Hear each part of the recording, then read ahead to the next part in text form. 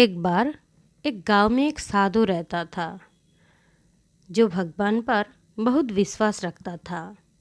ये बार वो साधु पेड़ के नीचे बैठा था और भगवान की याद कर रहा था। तो अचानक वहाँ बाढ़ आ गई। चारों तरफ पानी ही पानी। सब लोग अपने आप को बचाने के लिए ऊपर पहाड़ी की तरफ भागने लगे। उनमें से एक आदमी देखा कि इस हालत में भी साधु जी भगवान की तपस्या कर रहे हैं। वो सोचा कि ये अपने आप को बचाने के लिए कहीं जा क्यों नहीं रहे हैं। तो उसने साधु से बोला, अरे आप कहीं जा क्यों नहीं रहे हो? आप भी मेरे साथ ऊपर पहाड़ी की तरफ चलो, नहीं तो डूब जाओगे। साधु बोले, अरे हमें क्या होगा? मैं भगवान की इतना तपस्या करता हूँ, मुझे कुछ नहीं हो सकता। मुझे भगवान अपने आप बचाएगा। धीरे धीरे पानी साधु के कमर तक आ गए। अब लोग वहाँ से नाव लेकर निकलने लगे। तो उनमें से एक ने साधु से कहा, अरे पानी आपके कमर तक आ गया है, आप हमारे साथ चलो। तो साधु ने कहा कि नहीं नहीं, भगवान मुझे अपने आप बचाएगा। और नाव वाला भी वहाँ से निकल गया।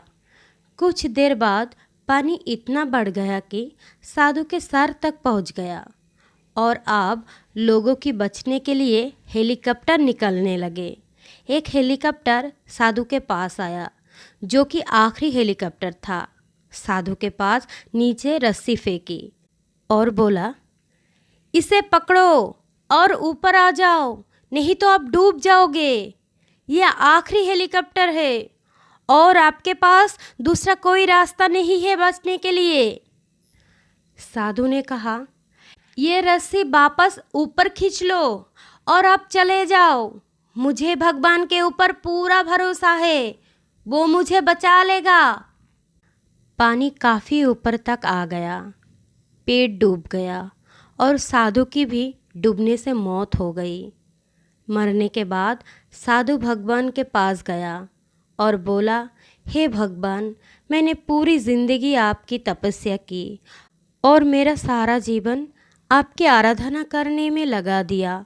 फिर भी इतने भरोसे के साथ इंतज़ार किया कि तुम मुझे बचाने आओगे, लेकिन वह मेरी डूबकर मौत हो गई और तुम नहीं आए।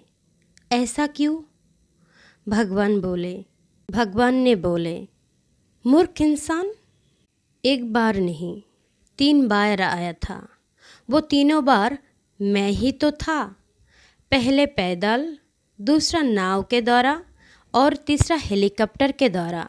लेकिन तुमने मेरा एक भी अवसर पहचान नहीं पाया।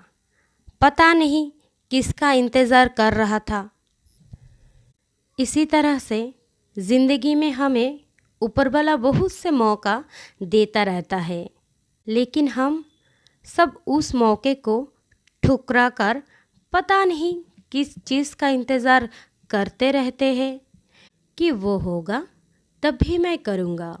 और इस बात पर अड़े रहने से एक वक्त के बाद वो मौका हाथ से निकल जाता है और हम कुछ नहीं कर पाते हैं। तो किसी भी अच्छे समय का इंतज़ार मत करो। जो भी करना है आज और अभी से शुरू करो।